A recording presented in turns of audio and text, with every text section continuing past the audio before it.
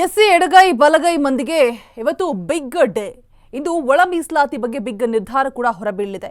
ಇಂದಿನ ಸಂಪುಟ ಸಭೆಯಲ್ಲಿ ಒಳ ಮೀಸಲಾತಿ ಚರ್ಚೆ ಕೂಡ ನಡೆಯುವಂತೆ ಬೈ ಎಲೆಕ್ಷನ್ ಬಳಿಕ ನಡೆಯಲಿದೆ ಕಂಪ್ಲೀಟ್ ಆದಂತಹ ಚರ್ಚೆ. ಎಸ್ಸಿ ಎಡಗೈ ಬಲಗೈ ಮಂದಿಗೆ ಇವತ್ತು ಬಿಗ್ ಡೇ. ಬೈ ಎಲೆಕ್ಷನ್ ಬಳಿಕ ನಡೆಯಲಿದೆ ಮೊದಲ ಸಂಪುಟ ಸಭೆ. ಅಜೆಂಡಾದಲ್ಲಿ ಒಳ ಮೀಸಲಾತಿ ಬಗ್ಗೆ ಉಲ್ಲೇಖನೇ ಇಲ್ಲ. ಆದರೂ ಕೂಡ ಅನೌಪಚಾರಿಕವಾಗಿ ಒಳ ಮೀಸಲು ಗೊಂದಲದ ಚರ್ಚೆ ಕೂಡ ನಡೆಯುತ್ತೆ.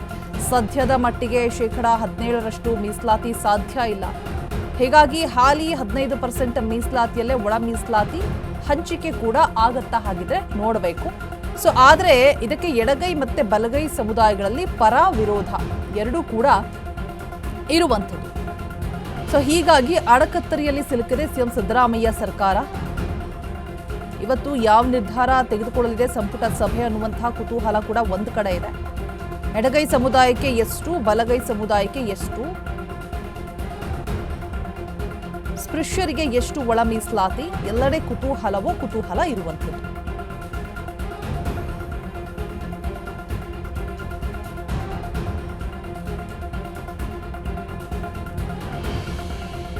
ಎಸ್ಸಿ ಎಡಗೈ ಬಲಗೈ ಮಂದಿಗೆ ಇವತ್ತು ಬಿಗ್ ಡೇ. ಏನಾಗತ್ತೆ, ಏನೆಲ್ಲ ಚರ್ಚೆಗಳಾಗಬಹುದು, ಫೈನಲ್ ಆಗಿ ಏನು ಡಿಸಿಷನ್ ಹೊರಬೀಳತ್ತೆ.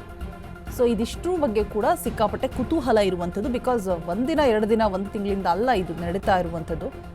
ಏನು ಮಾಡಿದ್ರೂ ಕೂಡ ಮಧ್ಯದಲ್ಲಿ ಸಾಕಷ್ಟು ಸಮಸ್ಯೆಗಳನ್ನು ಫೇಸ್ ಮಾಡಬೇಕಾಗತ್ತೆ. ಏನೇ ನಿರ್ಧಾರವನ್ನು ತೆಗೆದುಕೊಂಡ್ರೂ ಕೂಡ ತುಂಬ ಜಾಣ್ಮೆಯಿಂದ ಸೂಕ್ಷ್ಮವಾಗಿ ತೆಗೆದುಕೊಳ್ಬೇಕಾಗತ್ತೆ.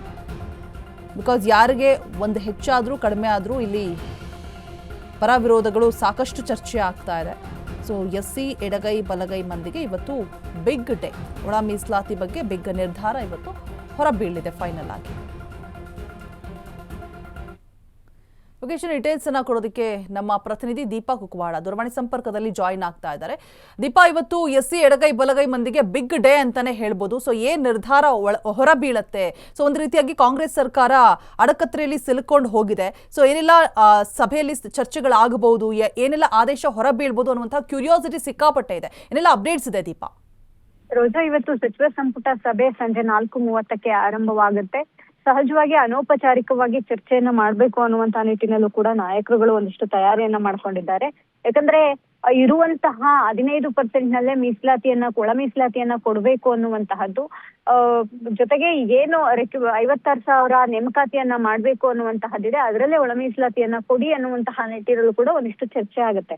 ಪ್ರಮುಖವಾಗಿ 17% ನಲ್ಲಿ ಏನು ಒಳ ಮೀಸಲಾತಿ ವಿಚಾರ ಇತ್ತು ಅದನ್ನ 15%ಗೆ ಕನ್ವರ್ಟ್ ಮಾಡಿ ಅನ್ನುವಂತಹದ್ದು ಎಡಗೈ ಸಮುದಾಯದ ಒಂದಿಷ್ಟು ಒತ್ತಾಯವಾಗಿದೆ. ಆದ್ರೆ ಬಲಗೈ ಸಮುದಾಯ ತಮಗೆ ಹೆಚ್ಚು ಬೇಕು ಅನ್ನುವಂತಹದ್ದನ್ನು ಕೂಡ ಬೇಡಿಕೆಯನ್ನ ಇಟ್ಟಿದ್ದಾರೆ. ಹಾಗಾಗಿ ಇಷ್ಟರ ಮಟ್ಟಿಗೆ ತಡ ಆಗಿದ್ದು ಇವತ್ತಿನ ಸಚಿವ ಸಂಪುಟ ಸಭೆಯಲ್ಲಿ ಬಹುತೇಕವಾಗಿ ಫೈನಲ್ ಆಗುತ್ತೆ ಅನ್ನುವಂತಹದ್ದಿದೆ. ಅಂದ್ರೆ 5-5-5-4-1 ಅನುಪಾತದಲ್ಲಿ ಕೊಟ್ರೆ ಉತ್ತಮ ಅನ್ನುವಂತಹದ್ದು ಎಡಗೈ ಸಮುದಾಯ ಹೇಳ್ತಾ ಇದ್ರೆ, ಇಲ್ಲ ನಮಗೆ 6% ನಷ್ಟು ಬೇಕು ಅನ್ನುವಂತಹದ್ದನ್ನ ಬಲಗೈ ಸಮುದಾಯ ಕೇಳ್ತಿದೆ ಅನ್ನುವಂಥದ್ದು. ಹಾಗಾಗಿ ಇವತ್ತಿನ ಸಂಪುಟ ಸಭೆ ಸಹಜವಾಗಿ ಒಂದಿಷ್ಟು ಕುತೂಹಲವನ್ನ ಮೂಡಿಸೋದ್ರ ಜೊತೆಗೆ ಫೈನಲ್ ಆಗುವಂತಹ ಸಾಧ್ಯತೆಗಳು ಕೂಡ ಇದೆ. ರೋಜಾ, ರೈಟ್. ಥ್ಯಾಂಕ್ ಯು ದೀಪಾ ತಮ್ಮೆಲ್ಲ ಡೀಟೇಲ್ಸ್ಗಾಗಿ.